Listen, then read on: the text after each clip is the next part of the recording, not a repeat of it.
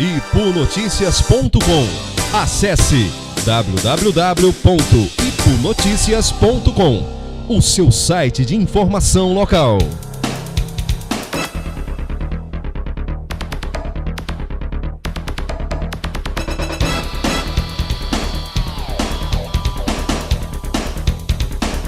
Muito bem, amigos, estamos aqui com o Ivonaldo Mendes, uma figura conhecida, uma personalidade conhecida do Ipu, um jovem, podemos assim dizer, e que, apesar de trabalhar em Fortaleza, mas sempre está aqui conosco na terra de Iracema, e que agora se propõe a adentrar a política ipuense. Ivonaldo é filho do comerciante Seu Tibé, muito conhecido aqui na cidade do Ipu, e também o Ivonaldo, que tem uma militância religiosa, que tem também um trabalho feito junto com a juventude, e uma pessoa que também trabalhou no comércio da cidade, está aqui conosco para bater esse papo com o blog do Kleber Teixeira e com a Ipu Notícias. Tudo bem, Ivonaldo? Tudo bem, Kleber. Desde já eu quero abraçar todos os amigos do IN e do blog do Kleber Teixeira. Para mim é uma satisfação muito grande estar vivendo essa experiência e estou à disposição para responder as perguntas. Ivonaldo, fala um pouquinho do Ivonaldo primeiro, né? Como é que é a vida do Ivonaldo? Como é que foi essa sua juventude aqui no Ipu? Essa sua relação com seus pais, até mesmo com a religiosidade, que a gente sabe que é muito presente, você é muito família, né? Até onde nós percebemos isso claramente. Queria que você contasse um pouquinho pra gente. Eu quero contar essa minha vida de juventude, no meu trabalho que nós realizamos de vocação como homens que cuidamos e fizemos um trabalho preventivo para com a família ipuense. Nós vemos, a nossa visão é que a célula da sociedade é a família. Então, desde muito cedo, eu lembro que tudo começa quando eu tinha 10 anos de idade. Em 1980, teve um encontro com o Concílio da Cristandade no município de Ipu, e eu estava chegando na igreja matriz, quando criança, e vi aqueles homens entrando na igreja, inclusive Dr. Mito Pereira, Seu Sebastiãozinho da Farmácia, e outros amigos participavam desse grande evento, papai, enfim. E aí começa todo um processo dentro da minha família de começar a tomar posse da palavra de Deus, das coisas da igreja. E em 86, quando eu tinha 16 anos, foi a minha primeira experiência de ir até o povo e começar a conhecer de perto a minha comunidade. E foi na localidade de Abelho Martins que eu comecei a vivenciar a minha vocação, que foi com 16 anos de idade. E aí então, o tempo foi passando e com os meus 22 anos, eu fundei o primeiro programa de rádio evangelizador do município de Ipu. Eu sou o fundador, que é o programa Renascer, que era o programa Renascer com Cristo. E aí começa toda essa saga de contato com o povo, de conhecer de perto as comunidades. Claro que bem antes disso, os meus pais, seu Didé, a Dona Amélia, com o coral, nós já viajávamos no sertão, evangelizando e conhecendo de perto os problemas, as realidades socioeconômicas da nossa comunidade, Ipu. Ivonaldo, você é muito lembrado pela sua participação no meio religioso também, né? Eu queria que você contasse como é que foi nos anos 90, não é isso? A chegada ao Ipu da renovação carismática, o que isso representou e ainda representa para você, um momento marcante nessa sua vida de evangelização e de contato com a comunidade religiosa ipuense. Foram 3 grandes fatos que marcaram a nossa história na renovação carismática católica: a fundação, os carnavais com Cristo, a reinauguração da igrejinha e o evento do padre Stefano de Gobi. Esses foram os 4 grandes pontos que marcaram o nosso trabalho na renovação carismática católica do Ipu. E o que isso contribuiu para o teu fortalecimento como pessoa? Foi dentro desse laboratório da renovação carismática católica nas comunidades. Eu já tinha uma bagagem, porque eu já estava vivenciando isso com os meus pais, evangelizando Serra Sertão e na cidade. E o que realmente fortaleceu a minha vocação foi porque a gente começa a trabalhar com o povo. Você começa a ter sensibilidade das necessidades da comunidade. Você começa a ter sensibilidade da realidade das famílias da nossa comunidade. Isso foi que me marcou. E eu comecei a interagir, a conviver, a fazer parte da história deles, eles fazerem parte da minha história. E tudo isso foi maravilhoso para que eu pudesse chegar hoje a assumir o partido PHS. Nós estamos aí, Evonaldo, prestes a termos um processo eleitoral do IPU. E como já foi divulgado nos sites da cidade, inclusive até mesmo no meio radiofônico, que você está à frente de um partido que é o PHS. E que você poderá ser um pré-candidato e se tornar, logicamente, mediante uma situação, como você já frisou para a gente, né, já frisou através da imprensa, como candidato a prefeito de Ipu. Então, como é que se dá essa vontade, esse interesse do Ivonaldo entrar na política? Eu fico muito feliz com a pergunta, porque a minha entrada na política, ela se dá a partir desses 12 anos de ausência do município de Ipu, em que eu começo a aprofundar o conhecimento voltado para a área pública. Isso no TCM, no TCE, no TCU, na Casa da Indústria, que também você passa a ter essa experiência, e especialmente no Conselho Regional de Contabilidade, em que eu participei das campanhas eleitorais do Conselho Regional de Contabilidade, e os cursos que eu fui fazendo nesses 12 anos. Isso me preparou para que eu começasse a pensar. Mas o ponto ápice desse momento, dessa escolha, foi no final da eleição de 2008. Foi quando terminou as eleições municipais de Ipu, e eu liguei para o papai, nós começamos a conversar, e ele disse: meu filho, é muito sério a situação política que se encontra no Ipu, mesmo tendo apoiado o grupo que hoje está aí na administração, que é a atual administração de Ipu. Então, quando concluiu aquele momento, aquele processo, nós começamos a conversar e refletíamos junto, porque o papai, no nosso diálogo, o que nós conversávamos era que não tinha uma expressão séria, homens sérios, homens do meio do povo, homens capacitados, assumindo o legislativo, e entre aspas nós olhávamos o grupo que estava entrando. E naquele momento eu me decidi a procurar um partido para começar um trabalho político. E foi isso que aconteceu. Nós ligamos eu fui à Assembleia Legislativa e lá peguei a revista da Assembleia Legislativa e comecei a buscar um partido que tivesse a ver com toda a nossa história, de igreja, de cidadão, de família. E o PHS se encaixou. Por quê? Para você ter uma ideia, o presidente do PHS, de Eusébio, é um padre. E nós temos hoje, presidente de alguns diretórios do PHS, pastores evangélicos. Então, são hoje cristãos evangélicos e católicos que se uniram e estão fazendo esse trabalho voltado para a política. É aí onde eu me identifiquei e hoje eu estou com esse objetivo de fazer, se Deus quiser, construir uma plataforma séria, comprometida com o povo e com a comunidade. O prefeito Sávio Pontes, em entrevista à imprensa ipuense, ele falou que o seu modelo de gestão ele é voltado nas grandes obras, no elo de ligação com o governo do estado, e que isso traz, na visão do prefeito, equipamentos que são importantes para o crescimento do município. Inclusive, ele também criticou a política assistencialista, que nós sabemos que é muito comum no Ipu. Como é que o Ivonaldo vê esse modelo de gestão do prefeito, essa ligação que ele afirma ter, que de fato nós sabemos que tem com o governo do estado, e essa crítica que ele faz a esse modelo assistencialista? Primeiro eu quero, para conectar essa pergunta, eu gostaria de lembrar que o Ipu vai completar agora, de 26 de agosto, 171 anos. E nesses 171 anos que o Ipu vai completar, quando o Sávio faz esse comentário, eu gostaria até de poder fazer com que nós possamos visualizar essa grande árvore frondosa que é a tradição política do Ipu, os grupos políticos do Ipu. E vamos analisar a partir de um ponto de vista.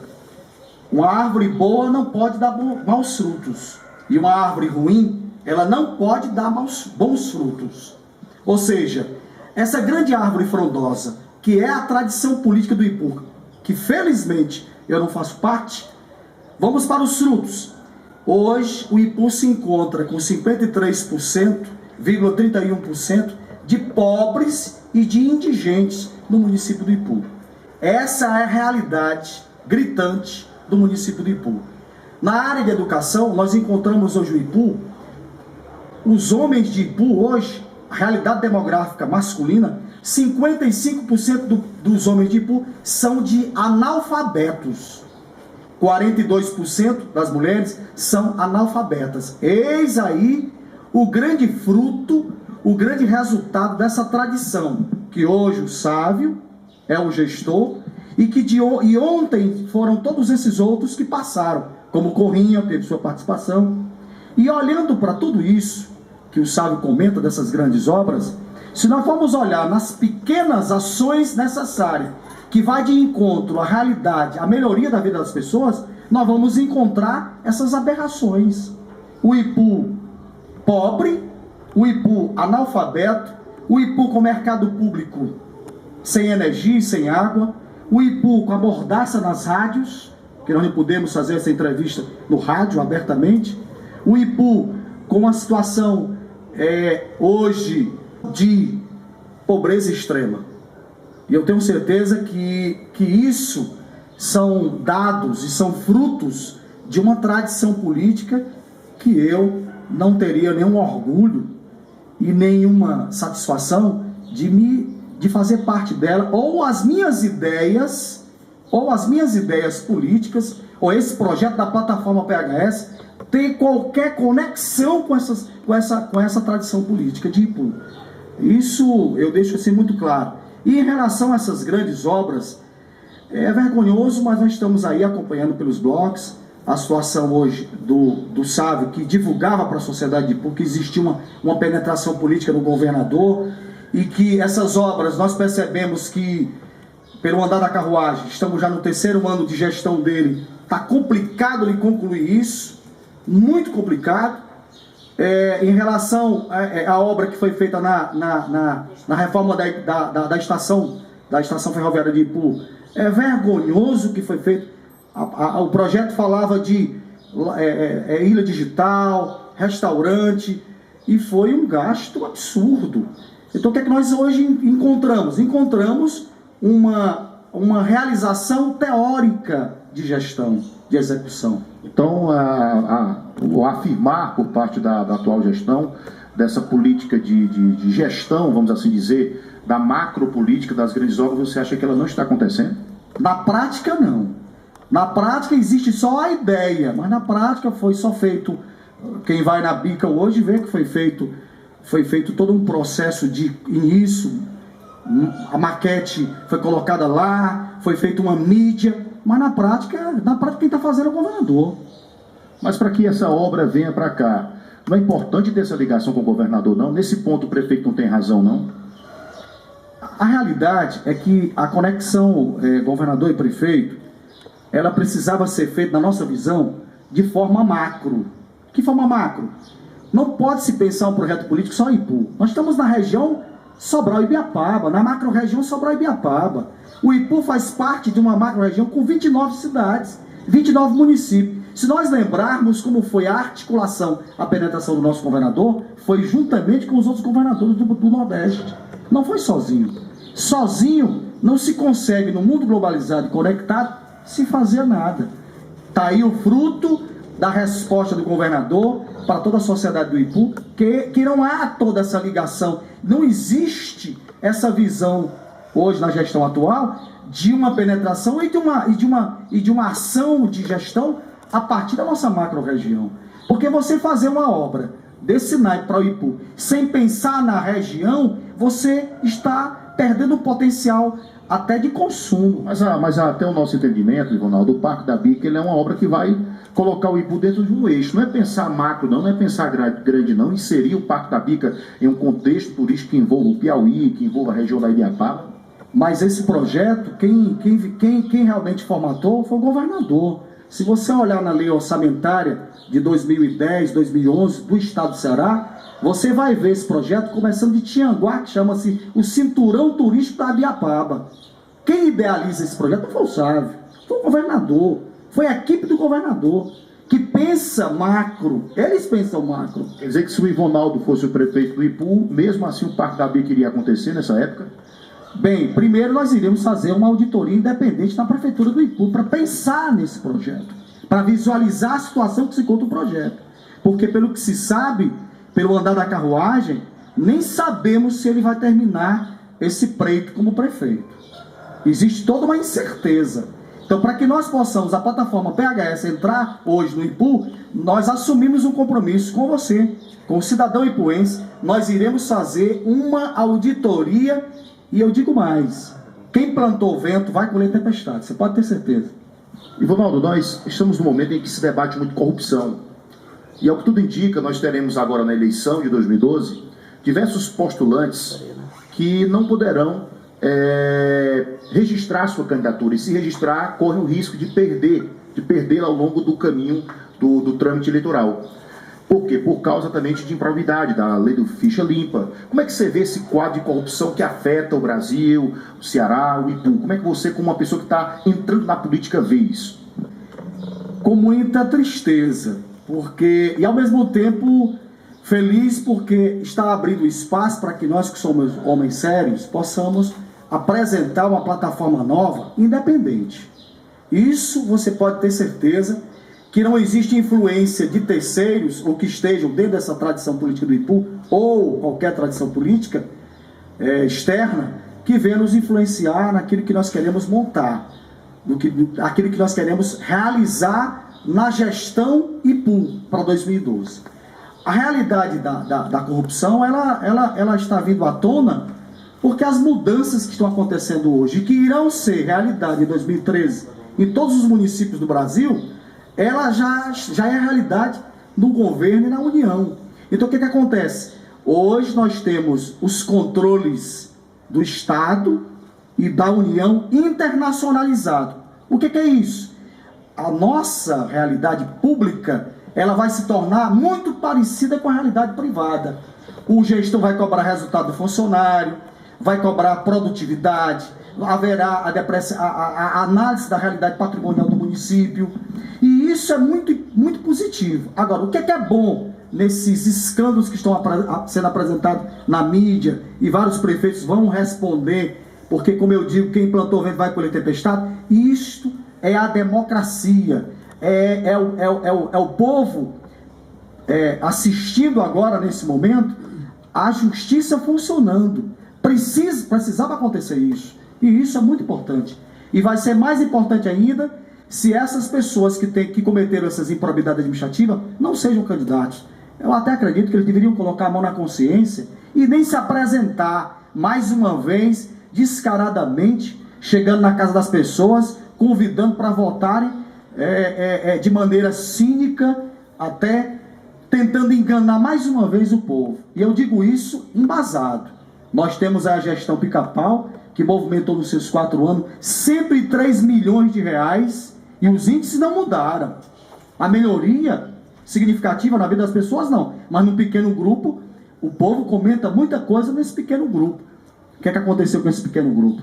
Se nós olharmos agora a gestão atual, ele vai concluir sua gestão movimentando 210 milhões de reais. Eu tomei posse ontem no Tribunal de Contas dos Municípios, da Lei de Diretriz Orçamentária. Eles já estão visualizando, gente, que IPU vai ter em 2012 65 milhões será o seu orçamento fixado.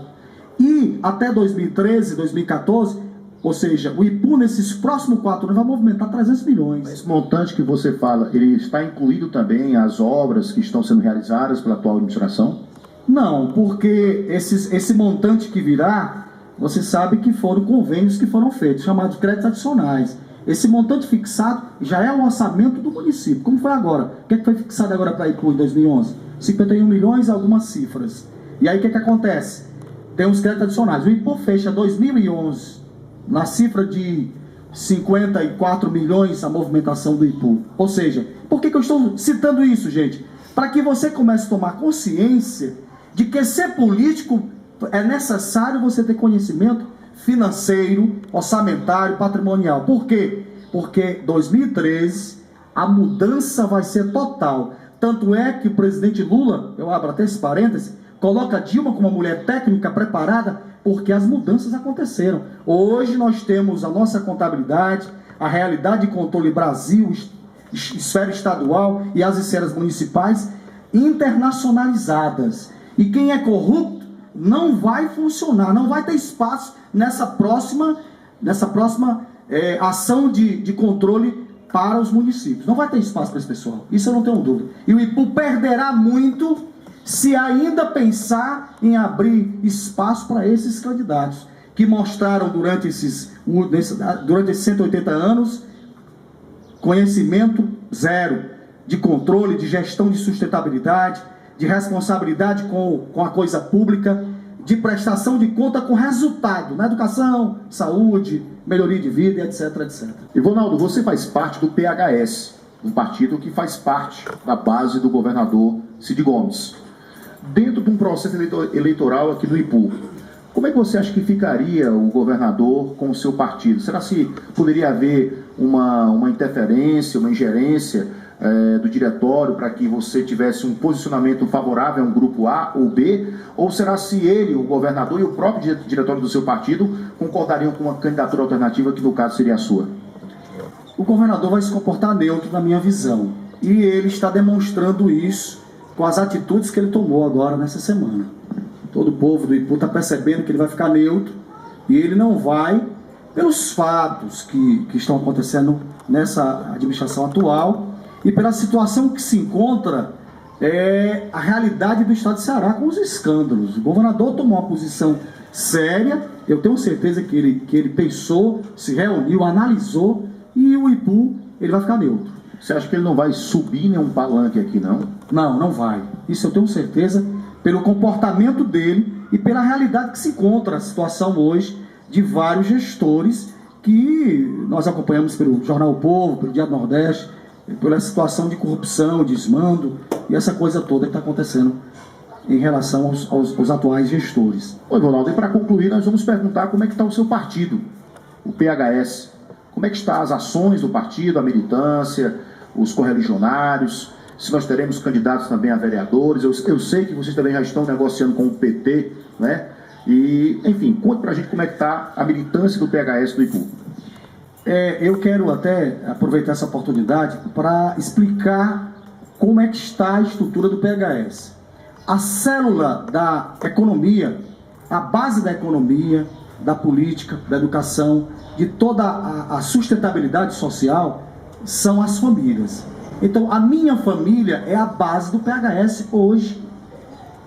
Porque se a economia, se a política, a base são as famílias, por que não o Partido PHS do IPU ser a minha família?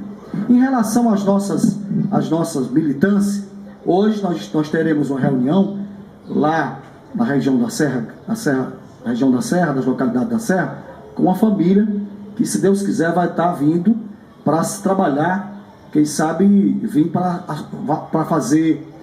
ser o nosso pré-vice-prefeito de IPU. Nós já estamos trabalhando isso, já estamos em negociação, e vai ser uma família que tem uma história limpa, trabalho, empreendedores, realizadores. Mesmo com toda essa realidade que se encontra o IPU, ela se destacou, essa família, e eu os convidei, tanto ele como conversamos com o patriarca, a matriarca da família, e teremos dessa família tanto candidato a vereador como a candidato para vir somar conosco, quem sabe para assumir a vice nessa plataforma do PHS. Se Deus quiser, isso já está bem acertado, e o PHS, afirma, lançará pré-candidato a prefeito no município de IPU. Isso eu afirmo como presidente desse partido, assumo um compromisso com o município de IPU e afirmo embasado de que nossa plataforma ela não tem nenhuma conexão com essas ideias que aí vocês já conhecem os frutos, já conhecem os resultados, e esses resultados são vergonhosos. O outro compromisso que nós já assumimos com a sociedade ipuense é que na nossa plataforma, o nosso primeiro passo, se os nossos candidatos forem eleitos como prefeito e vereadores, é a auditoria na prefeitura de IPU. E deixo o recado, aqueles que plantaram vento, podem ter certeza, vão colher tempestade. Muito bem, amigos do IPU Notícias, nós ficamos por aqui com mais uma entrevista com aquelas pessoas que fazem parte da sociedade ipuense, que também estão militando na vida pública ou que pretendem adentrar a ela. Queria agradecer a todos vocês, queria agradecer a você que está acessando o blog do Cláudio Teixeira e também ao IPU Notícias. Continue aqui conosco.